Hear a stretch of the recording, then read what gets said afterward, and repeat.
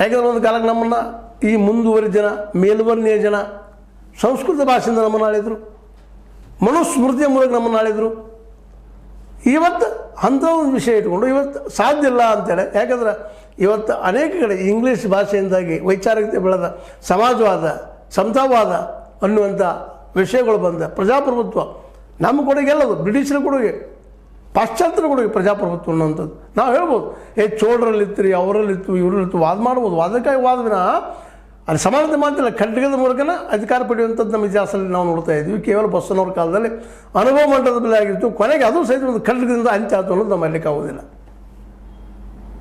ಯಾವೊಂದು ಪ್ರತಿಭಟನೆ ಬಸವಣ್ಣವ್ರ ಕಾಲಕ್ಕಾಯಿತು, ಆ ಪ್ರತಿಭಟನೆ ಚಾರ್ವಾಕರಿಂದ ಯಾವ ಪ್ರತಿಭಟನೆ ಆಗಿದ್ದು ಇತಿಹಾಸದಲ್ಲ, ಅವೆಲ್ಲವೂ ಖಡ್ಗಕ್ಕೆ ಬೆಲೆ ಹೋಗಿದಾವೆ ಅನ್ನೋದನ್ನು ನಾವು ಯಾರೂ ಮರೀಲಿಕ್ಕೆ ಸಾಧ್ಯ ಇಲ್ಲ.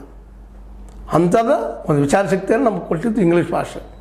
ಇಂಗ್ಲೀಷ್ ಭಾಷೆ ಆನೆಕಟ್ಟಲ್ಲ, ಮೊದಲು ಭಾಳ ಚೆನ್ನಾಗಿ ಹೇಳ್ತಾ ಇದ್ದಾರೆ ನಮ್ಮ ರಾಹುಲ್ ಗಾಂಧಿಯವರು. ಇಂಗ್ಲೀಷ್ ಭಾಷೆ ಆನೆಕಟ್ಟಲ್ಲದು, ಸೇತುವೆ, ಒಬ್ಬರೊಬ್ಬರು ಜಾಯಿಂಟ್ ಮಾಡೋದು, ಸೇರಿಸೋದು ಸೇತುವೆ. ಉದ್ಯೋಗದ ಜೊತೆಗೆ ಆತ್ಮವಿಶ್ವಾಸವನ್ನು ಹೆಚ್ಚುವಂಥದ್ದು. ಬಡ ಮಕ್ಕಳು ಇಂಗ್ಲೀಷ್ ಕಲಿಯೋದು BJPಗೆ ಬೇಕಿಲ್ಲ ಅಂತ ಅವರು ಟಾರ್ಗೆಟ್ ಮಾಡ್ತಾಯಿದ್ರು. ರಾಜಕೀಯ ಅವ್ರಿಗೆ ಮಾಡಬೇಕಾಗಿಲ್ಲ ಮಾತಾಡ್ತಾಯಿದ್ರು. ಹಂಗಂದ್ರೆ ಸುಳ್ಳಂತಲ್ಲ. I cannot say it is wrong, it is a lie, it is a perfectly right. ಯಾಕಂತಂದ್ರೆ ಇಲ್ಲಿ ಆಳುವ ವರ್ಗ ಯಾವಾಗಲೂ ಇನ್ನೂ ಹೇಳ್ತೀನಿ ನಿಮ್ಗೆ, ಸಂಸ್ಕೃತ ಭಾಷೆಯಿಂದ, ಮನುಸ್ಮೃತಿಯಿಂದ, ಇವತ್ತು ಇಂಗ್ಲೀಷ್ನಿಂದ ನಮ್ಮ ಆಳವರು ಕೆಲವೇ ಜನ ಇದ್ದಾರೆ.